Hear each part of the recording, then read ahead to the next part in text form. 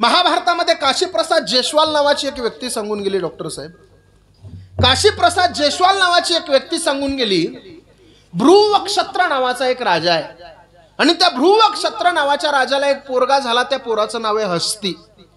त्या हस्ती नावाच्या पोरानं जे गाव निर्माण केलं त्या गावाचं नाव हस्तिनापूर. त्या गावाचं पहिलं नाव हस्तिनापूर, दुसरं नाव इंद्रप्रस्थनगर, तिसरं नाव योगिनिकपुरा, चौथं नाव सिरी, पाचवं नाव किलासिरी, सहावं नाव लालकोट, सातवं नाव जहापना, आठवं नाव तुबलकाबाद, नववं नाव मुबारकबाद, दहावं नाव फिरोजाबाद, अकरावं नाव अकबराबाद, बारावं नाव देहली, 13वं नाव चिराग देहली, 14वं नाव दिल्ली आणि 19 फेब्रुवारी 1931 ला इंग्रज अधिकारी व्हाईसराय यानं तिचं नाव ठेवलं नवी दिल्ली. त्या दिल्लीची नावं बदलली पण वैभव नाही बदललं. लोकसभेचे स्पीकर ओम बिर्ला जिथं बसतात ना, त्याच्या पाठीमागे एक श्लोक लिहिलेला आहे, धर्मचक्र परिवर्तनाय. दिल्लीचं तख्त हे धर्म अधिष्ठानाची वाट पाहत राहतं. मग तो भ्रुवक्षत्र नावाचा राजा, त्याला एक पोरगा झाला. त्या पोराचं नाव आहे हस्ती. त्या हस्तीला पुढे एक पोरगा झाला, त्याचं नाव आहे नहुष. नहुषचा पोरगा ययाती, ययातीचा पुरू, पुरूचा कृकोन्युम, कृकोन्युमचा मतिनार, मतिनारचा सेविनार, सेविनारचा दिविरथ, दिविरथचा आदिरथ, आदिरथचा नवरथ, नवरथचा तपलीचा, तपलीचाचा वृक्ष, वृक्षाचा संवरण, संवरणला पुढे एक पोरगा झाला, त्याचं नाव आहे कुरु. म्हणून त्या घराण्याला नाव पडलं कुरुवंश. त्यांच्याच कुलामध्ये पुढे एक मुलगा झाला, त्याचं नाव आहे प्रतीप. त्याला 3 मुलं, देवापी, बाल्लिक, शांतनू. देवापी संन्यासी झाला, बाल्लिक महाभारत युद्धामध्ये मेला आणि शांतनू हस्तिनापुराचा राजा झाला. त्या शांतनूला गंगा नदीपासून झालेला आणि वाचलेला एक मुलगा, त्याचं नाव आहे देवव्रत. त्यानं भीष्म प्रतिज्ञा केली म्हणून त्याचं नाव पडलं भीष्माचार्य. त्याची दुसरी बायको सत्यवती, तिला 2 मुलं, एकाचं नाव विचित्रवीर आणि दुसऱ्याचं चित्रांगत. त्यांच्याच कुलामध्ये पुढे 2 मुलं झाली, एकाचं नाव पंडू आणि दुसऱ्याचं धृतराष्ट्र. पंडू नावाचा राजा, त्या पंडू नावाच्या राजाला पृथा नावाची एक बायको आहे. तिचं खरं नाव पृथा आहे पण आम्ही सगळेजण तिला कुंती असं म्हणतो. त्या पृथेला विवाह कालापूर्वी एक मुलगा झाला, त्याचं नाव आहे वसुसेन. आपण सगळेजण त्याला कर्ण असं म्हणतो. आणि विवाह कालाच्या नंतर तिला 3 मुलं झाली, धर्मराज युधिष्ठिर, भीम आणि अर्जुन. तिची सवत मद्र देशातील एका राजाची मुलगी, तिचं नाव आहे माद्री. तिला 2 मुलं, एकाचं नाव नकुल आणि दुसऱ्याचं सहदेव. इकडे धृतराष्ट्र नावाचा राजा, त्या धृतराष्ट्र नावाच्या राजाला एक बायको आहे, जिचं नाव आहे गांधारी. महिला मंडळ गांधारी महान स्त्री आहे. महाभारत ऐकताना, कीर्तन ऐकताना थोडं लक्षपूर्वक कीर्तन ऐकायचं.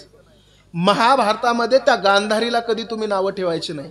त्याचं कारण आहे, गांधारी महान पतिव्रता आहे. मालकाला दिसत नव्हतं म्हणून स्वतःला दिसत असताना सुद्धा डोळ्यावर पट्टी बांधून उभं आयुष्य मालकासाठी जिने खर्च केलं, तिचं नाव गांधारी. त्या गांधारीचं माहेर आहे गांधार.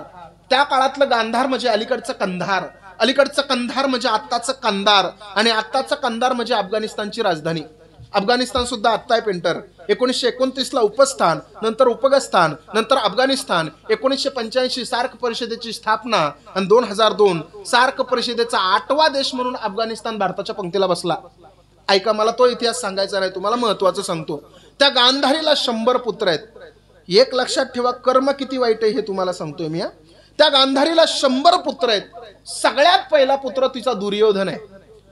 तो दुर्योधन इतकं वाईट कर्म केलं, त्या दुर्योधनानं एवढं वाईट कर्म केलं, हा वयाच्या 16व्या वर्षी हस्तिनापुरातून अफगाणिस्तानला गेला आणि तिथं जाऊन त्याला 100 मामा होते. त्या 100च्या 100 मामाला अफगाणिस्तानमध्ये जेलबंद केलं आणि तिथला वयाच्या 16व्या वर्षी तो राजा झाला. राज्य हिसकावून घेतलं, मामांना जेलबंद करून स्वयंघोषित राजा झाला. 100 मामा जेलमध्ये टाकले होते सख्खे आणि सगळ्या मामाला 8-8, 10-10 हरभरे फुटाने खायला द्यायचं. 200-200 किलो वजनाचे मामा 50-50 किलोवर आले महाराज. पण त्यातला सगळ्यात एक चॅप्टर मामा होता, त्याचं नाव काय होतं? शकुनी. गावागावात अजूनही आपल्याला पाहायला मिळतात. सगळ्यात चॅप्टर मामा होता, त्याचं नाव होतं शकुनी. त्या शकुनीनं सगळ्या भावंडांना एकत्र केलं आणि सगळ्याला सांगितलं, हे बघा, तुमच्या सगळ्यांच्या हरभरे फुटाने मला खायला द्या. बाकीचे म्हणले, अरे आम्ही मरून जाऊ ना. तो म्हणला, तुम्ही मेले तरी चालेल, मी जगलो पाहिजे. बाकीचे म्हणले, तुम्ही जगून काय करणार? तो म्हणला, मी जगून त्या हस्तिनापुराला जाणार. तिथं जाऊन काय करणार? तिथं जाऊन मी त्या दुर्योधनाचा विश्वास जिंकणार. विश्वास जिंकून काय करणार? तर शकुनीने उत्तर दिलं, त्या दुर्योधनाचा विश्वास जिंकून असे काही सल्ले त्या दुर्योधनाला देणार, जसे त्याने माझे 100 भाऊ जेलमध्ये जेलबंद करून मारले, तसे मी सुद्धा माझ्या सल्ल्यानं त्याचे 100च्या 100 भाऊ मारून दाखवणार. मला सांगा, कौरवांचं वाटुळं झालं पण सल्लागार समितीवर कोण होतं? शकुनीच होता ना. एकच हात फिरवायचा, भांजे दुर्योधन. एवढं म्हणला सगळ्या कौरवांचं वाटोळं झालं. 100 पैकी एकही वाचला नाही आणि 5 पैकी कोणाच्याच केसाला धक्का नाही. वयाच्या 16व्या वर्षी दुर्योधनाचं कर्म चुकलं. परिणाम फळ सुद्धा त्याला भोगावं लागलं. म्हणून आपल्याला सुद्धा म्हणावं लागतं, जैसे ज्याचे कर्म तैसे फळ देतो ईश्वर.